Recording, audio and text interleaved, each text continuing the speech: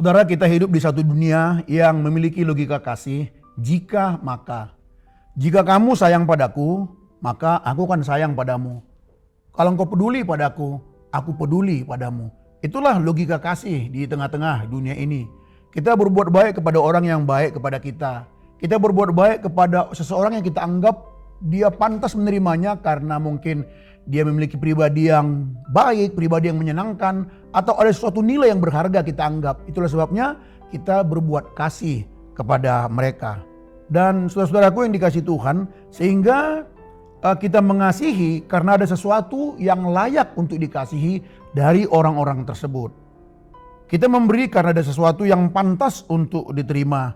Bahkan dalam relasi kita yang terbaik sekalipun, sering di dalamnya ada prinsip timbal balik.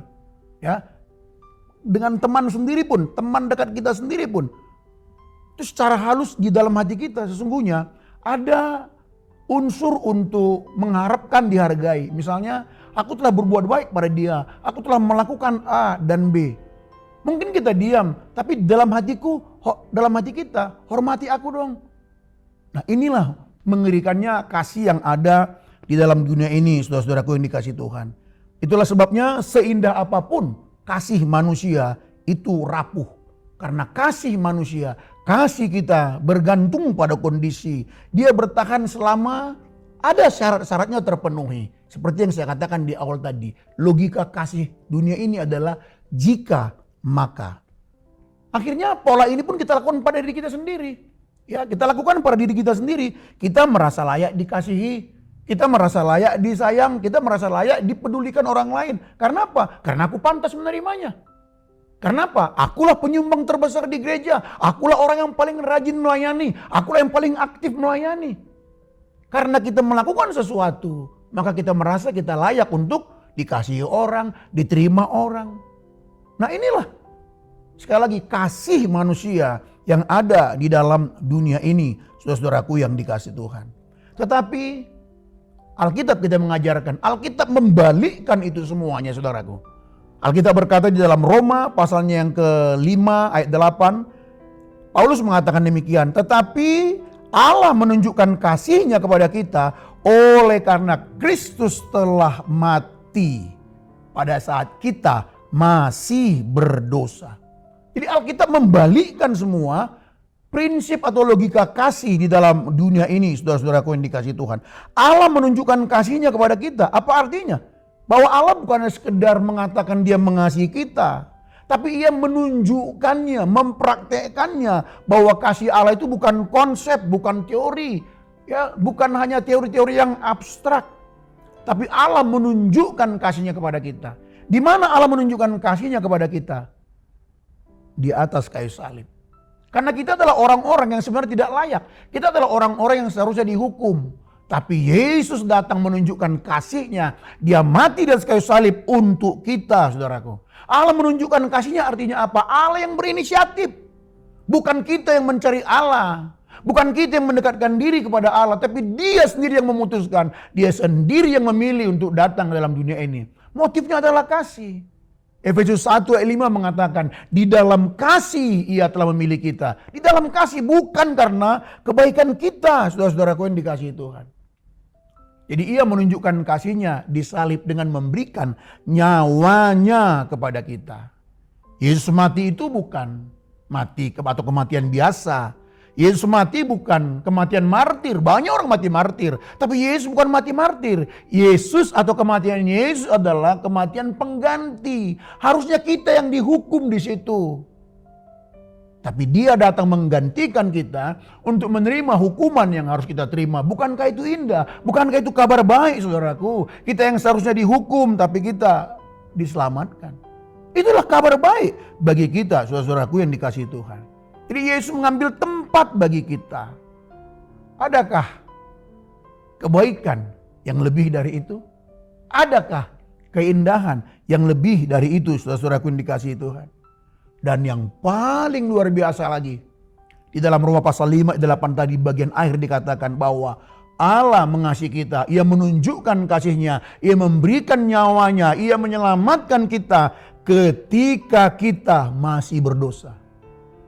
Ketika kita masih berdosa, artinya apa? Pada saat kita tidak layak. Bukan pada saat kita bertekad untuk berubah, bukan. Kita belum berubah, kita si penjahat, kita si pendosa. Tapi Ia telah datang untuk menyelamatkan kita, menunjukkan kasih-Nya kepada kita, saudara-saudaraku yang dikasihi Tuhan. Bapak Ibu sekalian, ingatkah kisah tentang anak bungsu? Seorang anak bungsu yang meminta warisan kepada ayahnya. Ya, ini kejahatan yang luar biasa. Seorang anak meminta warisan kepada ayahnya ketika ayahnya masih hidup. Itu jahat sekali. Itu sama dengan dia menginginkan kematian ayahnya. Tetapi sang ayah memberikan warisan itu. Lalu sang anak pergi. Ketika sang anak pergi, di sana dia pesta pora, foya-foya. Melakukan hidup atau kehidupannya yang jahat, menghambur-hamburkan semua harta miliknya. Sampai satu kali habislah hartanya. Sampai ia makan makanan ternak, saudaraku. Lalu dalam penderitaannya, dalam kemiskinannya, dalam kehinaannya. Lalu ia ingat akan bapaknya, di rumah bapakku ada banyak karyawan. Ada banyak makanan di sana. Tapi aku di sini kelaparan. Akhirnya dicatat dalam Lukas pasal 15 itu. Lalu ia menyadari keadaannya. Lalu dia pulang dengan satu planning. Ia pulang dengan satu perencanaan yang matang. Apa perencanaannya? Aku pulang ke rumah bapakku. Nanti aku akan ngomong kepada bapakku. Papa, aku pulang. Ayah, aku pulang. Aku akan bekerja padamu. Aku rela menjadi hambamu. Aku menjadi karyawanmu saja. Agar aku bisa mendapatkan sesuatu, mendapatkan gaji. Nanti aku akan menabung untuk mengembalikan harta warisan yang telah aku hambur-hamburkan itu. Itulah planningnya, itulah rencananya. Dia mau jadi orang baik. Tapi saudara tahu, ketika sang anak pulang, sang ayah melihat dari jauh. Dia seperti seorang ayah yang sakit rindu, yang selalu kangen menantikan kedatangan anaknya. Kapan anakku pulang? Dia telah disakiti oleh sang anak, telah memutuskan hubungan antara ayah dan anak. Tapi itulah kasih seorang ayah. Dia setiap sore menatap ke depan, yaitu jejak atau telapak kaki anaknya ketika meninggalkan rumah. Setiap sore dia melihat kapan anakku pulang. Dan satu kali ketika ia melihat anaknya itu pulang, ketika dia lihat dari jauh, dia langsung mengangkat jubahnya. Saudara tahu ya, jubah di Timur Tengah itu adalah panjang sampai ke bawah, lalu dia angkat, dia ikat di pinggangnya sehingga kelihatan telanjang pada kaki. Itu sebuah penghinaan terhadap seorang pria, apalagi pria yang orang kaya. Atau ya pria lah, bukan soal kaya tidak kaya. Ketika dia mengangkat jubahnya, itu sama dengan menghina dirinya. Dia berlari, lalu dia memeluk anaknya sebelum sang anak mengucapkan tekadnya, rencananya, sang ayah telah memeluk anak itu. Kenapa? Tidak perlu ada tekad-tekadnya. Anak itu sekalipun pulang, dia tidak layak sebenarnya untuk pulang. Tapi itulah sang ayah. Dia memeluk anaknya. Dia memberikan cincin. Dia memberikan jubah. Dia mengundang satu kampung. Karena satu kampung telah marah pada dia. Karena satu kampung mengetahui dia anak yang kurang ajar. Anak yang tega memutuskan hubungan dengan sang ayah. Itulah seorang ayah. Itulah yang menggambarkan Bapa kita di sorga. Lalu dia berkata kepada semua orang sekampung, ini anakku telah pulang. Jangan katakan dia bukan anakku, dia anakku. Itulah yang dimaksud bahwa Yesus mati. Memberikan nyawanya kepada kita pada saat kita masih berdosa. Sesungguhnya kita tidak layak, saudaraku. Jadi ingat, kita hanya punya satu kelayakan saja. Kelayakan kita harusnya masuk neraka. Kita hanya punya satu kepantasan. Pantasnya kita masuk neraka. Tapi kita memperoleh kasih karunia. Sehingga kita diselamatkan oleh Tuhan. Jadi bagi Bapak Ibu sekalian, mungkin engkau orang yang paling aktif pelayanan. Mungkin engkau dipakai Tuhan luar biasa. Mungkin engkau paling kaya, paling banyak sumbang di gereja. Jangan merasa pantas karena kesuksesanmu, karena rajin pelayanan, karena paling banyak sumbangan. Jangan merasa pantas untuk dihormati. Jangan merasa layak dihargai. Tidak, ingat, layaknya kita, pantasnya kita cuma satu, yaitu masuk neraka. Kalau kita bisa melayani Tuhan dengan harta kita bisa melayani Tuhan dengan segenap hati kita. Itu adalah respon syukur kita kepada Tuhan. Sekali lagi, tidak ada yang layak di antara kita. Tuhan telah datang memberikan kasih-Nya pada saat kita tidak layak. Oleh karena itu, jangan lagi merasa Tuhan, aku tak layak. Tunggulah Tuhan, tunggu aku baik dulu.